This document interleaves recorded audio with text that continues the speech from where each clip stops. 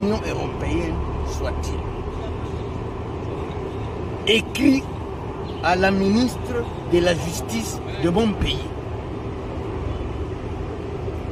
Et la justice de mon pays se soumet.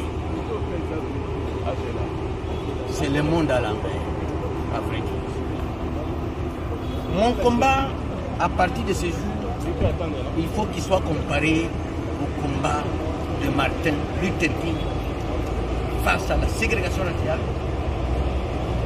le combat de Mandela face à l'apartheid. Mon combat désormais, et ça je le réclame,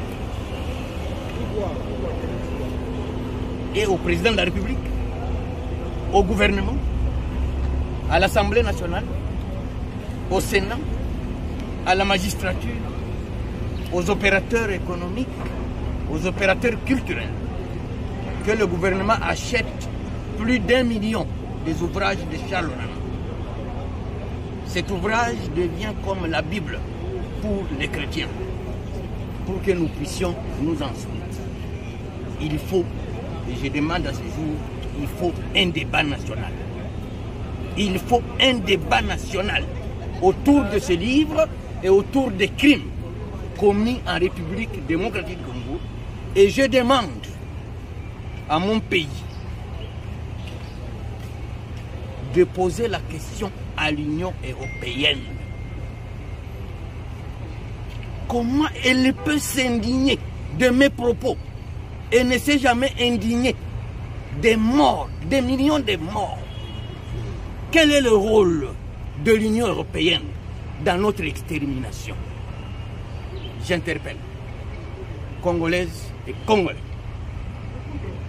Tout celui qui a un seul œil, je lui en ajoute un deuxième. Pour voir, autant que moi, ce que mon pays subit face à Kagame, qui aujourd'hui est à Brazzaville, en Centrafrique.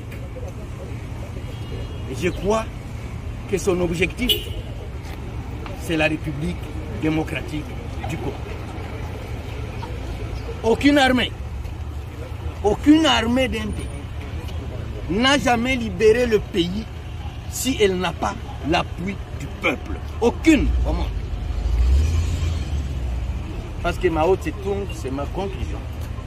Mao Tse-tung dit que ce n'est ni la technique, ni l'armement qui gagne la guerre, mais c'est plutôt l'enthousiasme populaire.